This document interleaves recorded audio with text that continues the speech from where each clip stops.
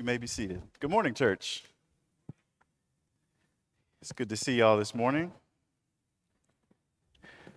So, a little over 3 weeks ago, almost a month now, I started a new job. It's a job for a much bigger company than I worked for before, and it's doing a role that was similar but different than what I was doing before. And it's been a lot. It's been a lot to learn. The first week really felt like about 3 weeks. Um, and even then, it's been drinking from a fire hose, and it just feels like it won't stop. Um, but it gets better. But that's life sometimes. I would imagine there are many people in here, people online, people who may watch this after, who that's your life. You feel like you're always behind. We've got 3 young kids, 7, 4, and 1. So it doesn't stop sometimes, and you can be overwhelmed. That's why we're here today. We're here today to talk about Sabbath. So a couple months ago, I started studying more about the restored creation. Nick talked about it. He mentioned it beautifully last week, and how he likes to take time to think about what it'll look like when heaven and earth is restored. And so part of that, the Spirit placed on my heart the Sabbath. I started seeing it pop up. God started putting it in my path from time to time. And I was like, I feel like I need to look into this a little more. So I started looking into the Sabbath. And when I did, I was like, why don't we talk about this? And why isn't this something that we actually do? So I texted Ryan one night, and I was like, he's the preacher. So I was like, why don't we practice the Sabbath? And so we talked a little bit back and forth through text, and then he goes, you should preach on it. And I was like, okay. So that's how we got here. And so as he started this lesson series, The Rule of Life, it's a perfect time for us to talk about it. Because if you remember, uh, we advanced the slide, maybe. Oh, there we go, past it. Excuse me. Okay, there we go. If you remember, a rule of life that we're using to define this is a life-giving structure that provides support and helps encourage the transformation and healing that we're called to in God's kingdom. So Ryan appropriately chose this background of a vineyard, right? And these grapevines grow on trellises. The trellises are the structure on which the grapevine grows to allow it to grow healthily, right? So without a trellis, the grapevines just grow along the ground, and they'd be subject to animals eating them and rot and over moisture. The trellises keep it healthy. It gives it a structure to grow on. So these rules of life that we're talking about in this series, and Nick talked about prayer last week, they are not laws to burden us, but they are structures on which to build our lives to help us grow and be healthy and provide and grow and produce the fruit that God intends for us to grow. So today, as a part of that series, we're talking about Sabbath rest. So most of us are probably familiar, at least at some level, with the Sabbath. When the Israelites were freed from Egypt, when God freed the Israelites from Egypt, he made a covenant with them. And as a part of that covenant, he instituted a Sabbath day of rest. You're able to work on the first 6 days, but on the seventh day, you're to rest and dedicate that day to God. So we're going to dive into that a little bit today and see what that would look like as a practice as we begin to do that in our lives today. So first off, we say Sabbath, but what does Sabbath actually mean? Next slide.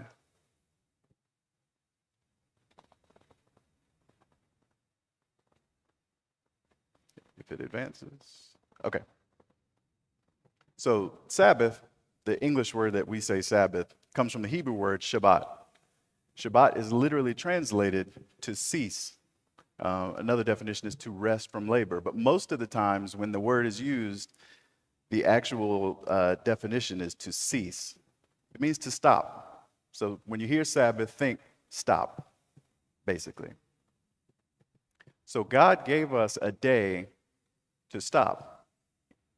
In a world that he knows is crazy, because we've made it crazy. We tend, as humans, when driven by our own direction, we tend to not stop. We don't know when to stop. We go, we go, we go, we consume, we consume. We know this in America. America tends to not stop.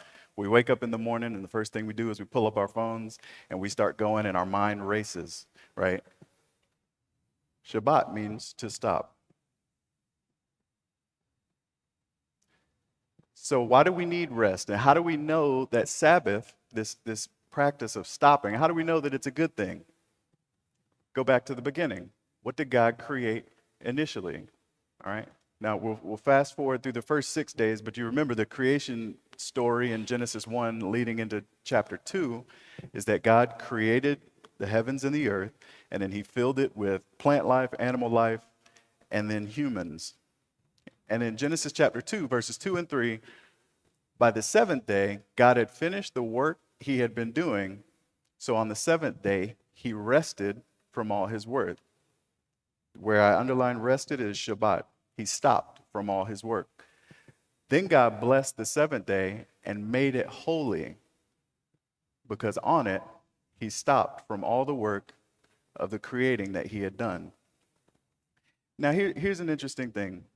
So he stopped from all his work, and then he blessed the seventh day and made it holy. Now, why did God need to rest or stop? Okay, he's limitless. So he's limitless in power and limitless in creativity. He could have kept creating. He could have kept creating, but he's also limitless in wisdom. And in his wisdom, he knew when it was right to stop. And we need to understand that. It doesn't take any skill to just keep going. Any knucklehead can just run themselves into the ground. It's knowing when to stop that takes wisdom. So how do we know that Sabbath rest is good, that we see here? Because God established it. God is all-knowing. God is all-loving. God knows what is good and right as he created it. And if he established the practice of stopping and restraining, then we know it's a good practice that it makes sense wouldn't need to end. God considered it not just good, but holy. In verse 3, then God blessed the seventh day and made it holy. He blessed it and made it holy. Think of the significance of that. It's not just a good practice. God considers resting and stopping holy. Like the Holy of Holies in the temple holy. Like think of that. Think of all the restrictions that were placed around entering into the Holy of Holies. And that's the level of importance that God places on the Sabbath. And then we also know that it's a good practice because God himself practiced it. He did it. He's good. He's only going to do good things. And one of the things that he did was he rested. He stopped. He Sabbathed. One of the interesting things to note about the creation narrative in Genesis 1 through 2, if you look at the first 6 days of creation, each of them are bookended with, and there was evening, and there was morning, the blank day. First 6 days, it does that. If you notice, on the seventh day, you don't get those bookends. And I think that's a narrative tool that was used by the writer of Genesis. See, we don't appreciate sometimes the amount of poetry and beauty that the Bible is written with. Hebrew literature is very poetic and has a lot of deep meaning. And so this was intentional. The evening and the morning, blank day. But on the seventh day, when God rested and he stepped into his creation to enjoy it and interact with his creation, it doesn't say that it was to end. There was no evening, there was no morning. The seventh day just was. And that's this narrative picture to say, this type of existence, God's good world, this beautiful creation, a place of peace and rest, is to continue. It doesn't stop.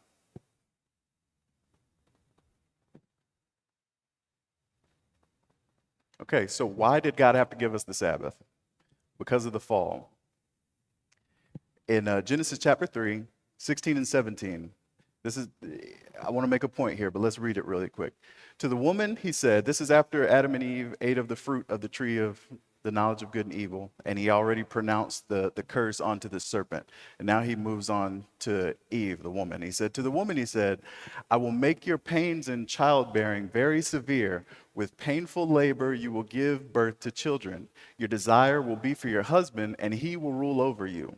And to Adam, he said, because you listened to your wife and ate fruit from the tree about which I commanded you, you must not eat from it. Cursed is the ground because of you. Through painful toil, you will eat food from it all the days of your life. Now, if you look at the state of existence, the perfect creation that God made that we read about in the first and second chapters of Genesis, it was an existence of peace. Man and woman were active in the garden, but they didn't toil in the garden. God made it a place of rest and an existence of peace, nonstop. That's how they existed. It's not until after the fall you start to see terms like this: painful labor and painful toil. It was man's decision to rebel against God and eat from the tree that they weren't supposed to. By eating of that tree, they were saying, we can do this on our own. What we need to understand is anytime we make that type of decision, anytime we live with that type of attitude, we set ourselves up for painful labor and painful toil, rather than living a restful life that God intended in his kingdom. So the point I'm trying to make here is that we introduced painful labor and toil.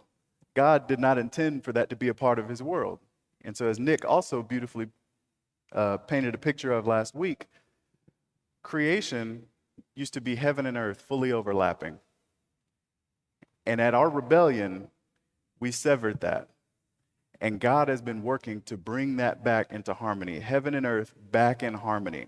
The point is not to escape earth when you die and flee off to heaven. The point is for God's good creation that he made in the beginning to be whole and right again.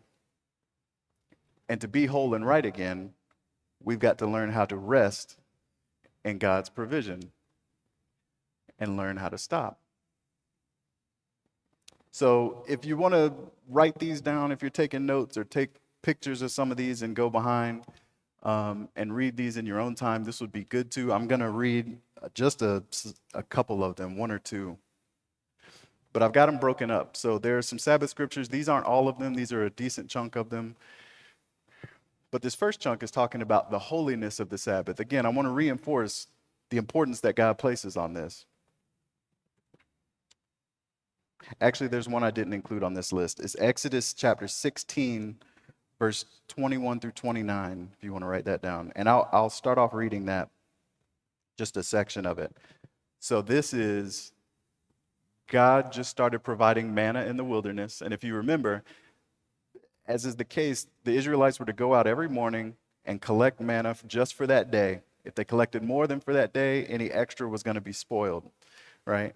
But on the sixth day, they were to collect a double portion so that they'd have enough manna for the Sabbath, because God wasn't going to provide anything on the Sabbath, and they weren't to collect on the Sabbath because they're not to work. So Exodus chapter 16, verse 27, beginning. Some of the people went out anyway on the seventh day, but they found no food. And the Lord asked Moses, how long will these people refuse to obey my commands and instructions? Here's the kicker.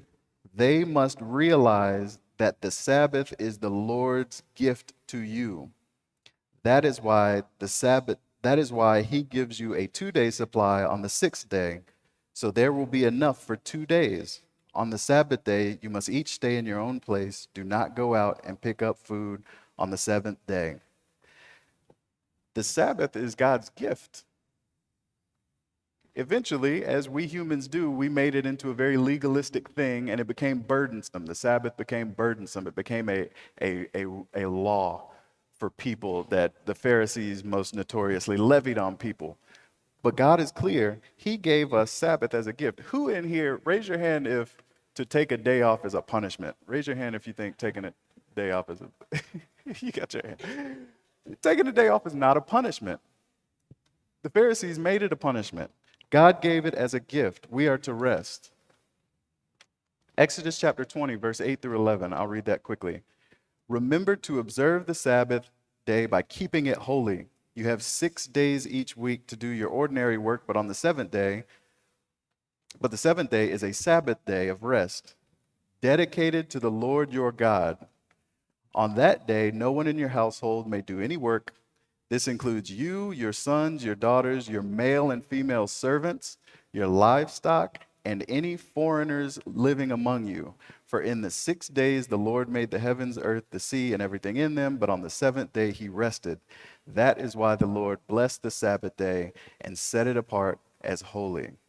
Again, the Sabbath day is set apart as holy. And we see here and in other passages, it's not just intended for God's group, God's religious people. He wants this for the world. The animals are to rest. Some of these other passages up here talks about the earth, right? You toil and plant on a plot of land for 6 years, and on the seventh year, you let it rest. God intends for his world to have rest. Really quick note. I forgot to mention this earlier. I had a note to mention it, and I skipped over it. Think about this. Notes alone don't make music. Notes alone don't make music. In order to have music, you need notes along with pauses, rests, and breaks. If you just hit a note on an electric keyboard and just sit there, you're just making noise. You start adding more notes with no pauses and it just goes, it's noise. Trust me, we got kids. When we have an electric keyboard, they do that, and it's anxiety inducing when you hear them go and it doesn't stop. But that's how life feels when you don't have a break. We add notes, we add notes, we add notes, we don't stop, and it's miserable. And it doesn't take skill to do that. It takes skill to find rhythm and add breaks, and that's when you get the beauty of music.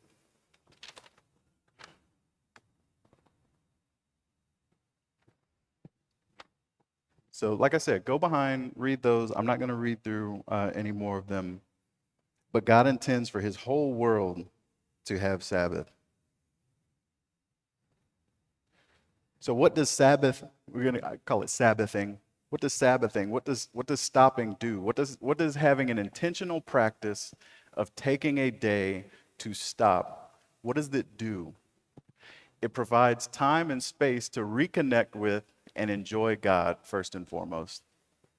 Secondly, it provides time and space to reconnect with and enjoy family and friends, other humans. We're social creatures. And it provides time and space to reconnect with and enjoy God's creation, which is also something very important that we need to do here. We live in a very artificial life in the 21st century world. We sit inside all the time. We breathe air-conditioned air and false smells, and we don't go out into God's world and engage senses. So it gives us that time and space to do that. Sabbathing also reminds us that God is in control. We think that if we stop, the world falls apart. God says, no, you stop and remember that I am the Lord your God. The world's not going to stop if you stop doing stuff. It's my world. And it reminds us that we are not slaves, but that we are free creatures. Deuteronomy 5:15 talks about that. It's God talking to the Israelites, and he's saying that you were once slaves in Egypt, and I brought you out, and that's why you obey the Sabbath. You were slaves before, but now you're not slaves. That's why you remember the Sabbath. Remember, you're not slaves. Karl Barth, a theologian, I think Swedish theologian, was quoted as saying, a being is free only when it can determine and limit its activity. If there's anything in your life that you feel like you can't stop doing, you're a slave to it. Whether it's social media or working or eating or whatever it is, if you feel like there's a pull on you and you can't stop doing it, you're a slave to it. You're only free when you can determine and limit your own activity as it relates to that. So practicing Sabbath, what does it look like from a practical standpoint? Now, it's going to be different for everybody. And remember, we're following something for the spirit of the law, which we'll get to. But what does it look like from a practical standpoint to practice Sabbath today? Well, here's the thing you have to realize. If you think about God, God is the perfect everything, right? He's an artist, he's an engineer, he's a poet, he's a painter, and he's perfect in all of those things. He has all of these characteristics and all of these traits, and he infused those things in each one of us, different qualities. Some of us in here love math, some of us hate math. Some are passionate about cooking or baking. Some of us are painters, all of these things. And he created each one of us, he customized us that way, and so that we are fulfilled in different ways. Some people love to cook, and when they cook, they feel like empowered, and they love it, and it fills them up, right? Greg, you love to boat, right? Not everybody loves to boat. Not everybody knows how to boat. There are different things. Everybody has different skills that fill them up and make them feel alive. And God wants us to cultivate those things.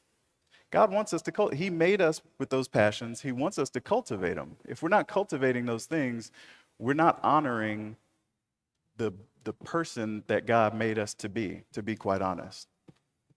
So practicing the Sabbath means connecting with God, connecting with others, and connecting with creation, and doing things that are going to help us make those connections and also help us fill ourselves and honor ourselves as God created us. So what's that going to look like? There's no explicit formula for Sabbath rest. It's a fluid practice that's adaptable. It's going to look different in different eras, in different generations, different times of life. Like I said, we've got 3 young kids. What we do for Sabbath practice is going to look different for somebody who's an empty nester or whatever. And it'll change over time. And it may change from week to week, month to month. But here's the spirit of the law I was talking about. But what's done must abide by the spirit of the Sabbath. Any activity that you're thinking about doing on the Sabbath that would violate any of the previously listed reasons for doing Sabbath should be abstained from. So remember, connecting with God, connecting with others, connecting with creation, remembering that God is in control. If anything you do violates the spirit of any of those reasons for Sabbath, you shouldn't be doing it. And it may be a little different from person to person. So things generally to avoid as a Sabbath practice. Regular chores. In other words, things that need to get done. Normal things for work, school, or around the house. If it needs to get done, if it's that day-to-day work that you got to do, you should probably abstain from it. Anything overly physically strenuous, probably. If you really get filled up by working out, maybe that's okay, that's fine. A lot of us don't. Anything that does not replenish or refresh you. What does that look like? Again, different for everybody. This is just a list I put together. For some people, it may be quiet time. It probably should be for everybody, honestly. Quiet time. Reading, whether that be the Bible and other books. Prayer, walking in nature, taking naps, take a break, go to sleep. Gardening, cooking. If you hate to cook, intentionally not cooking. Again, that's what I say. It's different for different people. Some people may want to cook on Sabbath because it makes them feel good. My wife was like, I'm not trying to cook on Sabbath. Baking, writing, singing, drawing or painting, sewing, woodworking, sharing meals with family and friends. Again, connecting with people, reconnecting with distant family or friends. Again, the point is to reconnect with God and others and reconnect with creation and to do things that fill you up and don't drain you.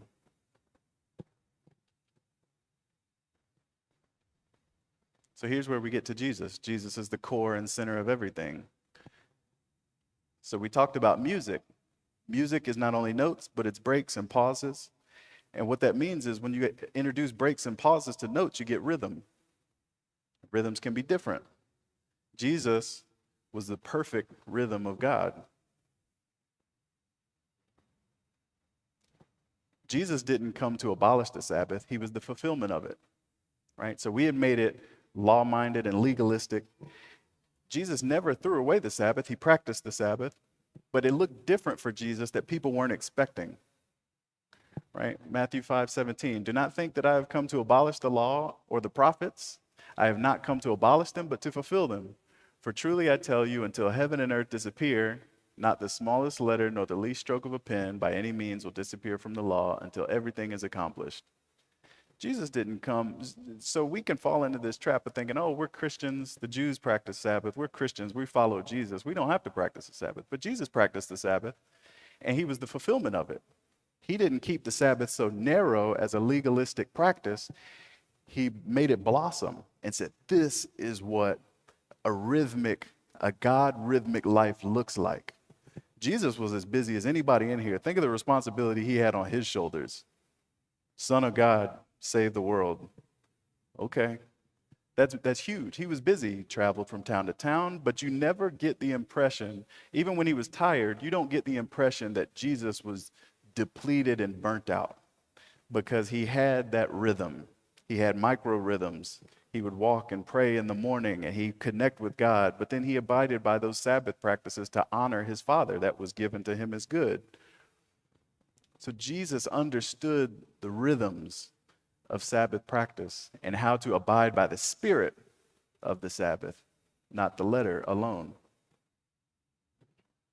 And so that's where we have to get to. And it's going to be an adjustment. I'm going to be honest with you. In the couple months that I've been thinking about this, old habits are hard to break. I have not started in earnest with these Sabbath practices, but I want to do that. And I'll talk about that in a second. So here's a resource. If you're curious on reading more about Sabbath and Sabbath practice and what that may look like for you today, is the really good book that I came across, and it's one of the things that really helped me to process through it and think through it. It's a book called 24/6. It's by a guy named Matthew Sleeth. He's a pastor. He grew up, just a quick note on him, he grew up as an unbeliever, as an atheist, and was until his well into his 30s, maybe even close to 40. He was a medical doctor, extremely intelligent guy, but he ended up coming to faith later in life, and he is a big proponent of nurturing God's creation as far as believers. And like I said, now he's a preacher, and this is one of the books that he wrote called 24/6. It's about Sabbath practice. I would highly recommend it if you want to read it. And I put thriftbooks.com there in the corner. That is a used book website. It's currently selling on there for like $4. So you can go to thriftbooks.com, order that. My wife knows about that. I buy way too many books on thriftbooks.com, but save a lot of money that way. And in case you're curious, these are some of the other books that I've read the last couple months of his that are phenomenal. Reforesting Faith, What Trees Can Teach Us About the Nature of God, and The Gospel According to the Earth. All of those by Matthew Sleeth. I would highly recommend those as well, but that's just a side note. But to continue what I was saying, old habits are hard to break. I believe the Bible's clear when you're reading it that the Sabbath is an important practice, because we as God's people living in his kingdom and anticipating the restoration of the fullness of his creation, we should be living with Sabbath rhythms, with restful rhythms, right? So what does that look like? What does that look like today? So old habits are hard to break. I have not started this, but if you are interested in starting a Sabbath practice, then let's do it together. Catch up with me after this. If you're interested, we'll talk about it, and we'll start this journey together, and we'll see what that looks like. But I fully intend on starting it with my family and making this a rhythm that we abide by to make sure that we can keep ourselves whole, keep God's day holy, that he intended to have holy. And it will be great. But that's it. That's our time for today. Sabbath rest. The existence that God intends for his people to be a culture and an environment of restfulness and rhythm where we honor God, we honor other humans, and we honor the world. So thank you for your time this morning.